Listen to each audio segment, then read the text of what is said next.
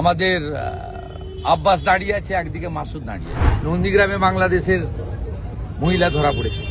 আমার ভোট ওকে নেবে। বিদেশি লোকেদের ভোটে কেন আমি এমএলএ হব? বিদেশি লোকেদের ভোটে কেন মোদিজি প্রধানমন্ত্রী হবে? নন্দীগ্রামে বাংলাদেশের মহিলা ধরা পড়েছে। আমরা তো কোনো ভারতীয় মুসলিমকে নিয়ে বলছি না। নন্দীগ্রাম 1 নম্বর ব্লকের ভোটার তালিকায় বাংলাদেশ থেকে মেয়েদেরকে পটিয়ে নিয়েছে, এখানে দ্বিতীয় বিয়ে তৃতীয় বিয়ে করে রেখেছে। প্রাথমিক ভোটার তালিকায় নন্দীগ্রামের লোক জানেই না, এরা শান্তিতে আছে, যাচ্ছে, খাচ্ছে। এখানে বাংলাদেশি মুসলিমদেরকে, অনুপ্রবেশকারীদেরকে দিয়েছে। আপনার বর্ডার ডিস্ট্রিক্ট নয়, নন্দীগ্রামের কোনো এলাকায় বাংলাদেশ বা পূর্ব মেদিনীপুরের বর্ডারে নয়, এইখানে ঢুকিয়ে দিয়েছে। বুঝতে পারছেন কি বিপজ্জনক? আমরা কেন ভারতীয়দের নিয়ে চলবো? আমার রেশন কেন ও খাবে? আমার জমি কেন ও নিবে? আমার ধর্মে কেন ও হাত দেবে? আমার ভোট ওকে নেবে। বিদেশি লোকেদের ভোটে কেন আমি এমএলএ হব?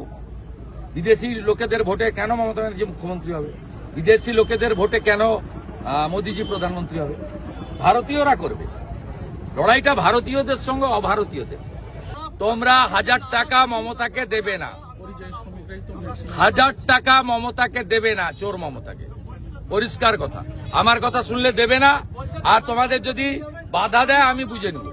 গতকাল আপনি অরাজনৈতিক একেবারে প্রোগ্রাম, সেখানে পুজো উদ্বোধন করতে গেছিলেন, সেখানে যেভাবে দফায় দফায় আপনাকে হেনস্থা করার চেষ্টা করা হলো, এটা নিয়ে কি? আমি হিন্দু বলে বাধা দিয়েছে, রোহিঙ্গা মুসলমানরা বাধা দিয়েছে, রেখা গাজী বাংলাদেশি মুসলমান তিনি বাধা দিয়েছেন। আমি কালকে গেছিলাম বিজেপির জন্য ভোট চাইতে নয়, হিন্দু হিসেবে কালী পুজোয়। আমাকে বাধা দেওয়া হয়েছে পশ্চিমবঙ্গে। আপনি বলুন তো, এখানে আমি 20 বছর আসি, এদের ক্লাবে আমি 2007-8 থেকে আসা শুরু হয়েছে আমার। আমি দক্ষিণ কাতির এমএলএ ছিলাম, এখানে উদ্বোধন করেছি 7 সালে। আজকে 25 সাল, 18 বছর। ওই 2-1 যদি করোনাতেও আমি এসেছি, করোনার সময়ও দূরে দূরে করে 4-5 জন মিলে উদ্বোধন করেছি। আপনি বলুন, আমি 17 বার এসেছি, আমি কোনোদিন দেখিনি পুলিশ বলছে 2টো লোক রাখতে হবে যাতে মূর্তি ঠিক থাকে, মূর্তিকে চৌকি দিতে হবে। এই জিনিস ছিল। সিসিটিভি লাগাতে হয়েছে কেন? এরা পয়সা পায়, এখানে ইন্ডাস্ট্রি আছে নাকি সে চিনতে কত ধার রয়ে যায় পুজো হওয়ার পরে। আর উনি তো শুধু দুর্গা পূজায় দেন, কালী পূজায় তো সরকারি সাহায্য পাওয়া যায় না। আপনি বলুন এদের সিসিটিভি লাগাতে হয়েছে। এগুলো তো আমি 2 বছর আগেও দেখিনি। আমি 23 সালে দেখছি, 24 সালে দেখছি, এবারে আরো বেশি করে দেখছি। মানে হিন্দুরা তো সুরক্ষিত নয়, সাথে সাথে হিন্দু দেবদেবীরাও সুরক্ষিত নয়।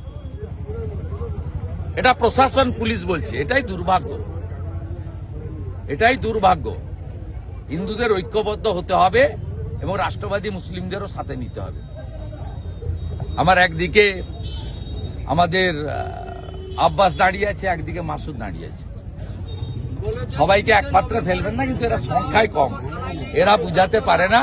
কারণ নির্বাচনের আগে 2500 টাকা ভাতা পাওয়া ইমামরা ব্রেনটা ওয়াশ করে দেয়, তখন শিক্ষিত মাসুদের কথা চলে না।